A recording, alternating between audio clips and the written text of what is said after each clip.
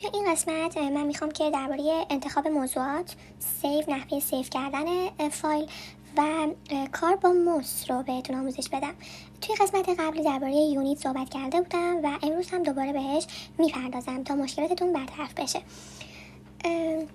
وقتی ما توی این صفحه قبل از هر چیزی این صفحات شطرنجی که اینجا میبینید برای راحتی کاره. حالا بعضیا با این شطرنج راحتن کار کردن با اینا، بعضیا راحت نیستن. برای پاک کردن این شطرنجی ها دکمه F7 روی کیبورد رو بزنید، پاک میشه شطرنجی و اگه خواستید برگرده دوباره فعال میشن. حالا چیز مهمی هم نیسته، چون هر کسی راحته، هر جور راحته میتونه روشن کنه اینا یا خاموش کنه. حالا ما گفتیم که وقتی فایل جدیدی باز میکنیم قبل از هر چیزی باید واحد اون صفحه رو عوض کنیم. حالا واحد شاید بر اساس میلیمتر باشه، شاید بر اساس کیلومتر باشه. من اینو باید تغییر بدم. تایپ میکنم UN، چون من این صفحه رو جدید باز کردم. UN رو تایپ میکنم، اینتر. توی اتوکد بعد از هر دستوری که تایپ میکنیم باید اینتر رو بزنیم. قسمت لینکت اینجا دسیمال رو داریم، معماری این مهندسی، حالا اینا من روی دسیمال میذارم، روی حالا استانداردشه و 2 رقم بعد اشار برای ما کافیه.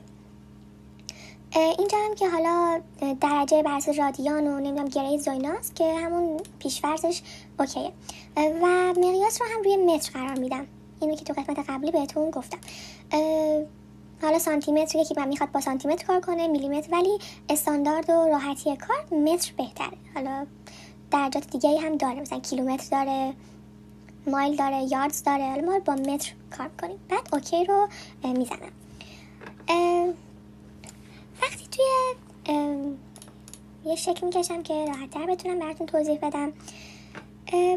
کار با موس ما یه کلیک راست داریم، یه کلیک چپ داریم، یه دونه قلتک روی موس داریم که قلتک برای زوم کردن تصویرات. میبینید من قلتک رو رو به جلو میچرخونم، تصویر من زوم میشه، ولی وقتی به عقب میچرخونم تصویر کوچیک میشه، زوم اوت میشه در واقع، و به این صورت زوم این میشه. برای با کلیک چپ من یه گزینه و یه چیزی رو انتخاب کنم. میبینید اینا رو همه دارم با کلیک چپ انجام میدم. با کلیک راست گزینه هایی داریم، مثلا برای تکرار رکتنگل میبینید من میتونم از کلیک راست استفاده کنم، یا به جای اینتر مثلا من دستور لاین رو انتخاب کردم، به جای اینکه اینتر رو بزنم کلیک راست میکنم. میبینیم که دستور لاینم اجرا شد.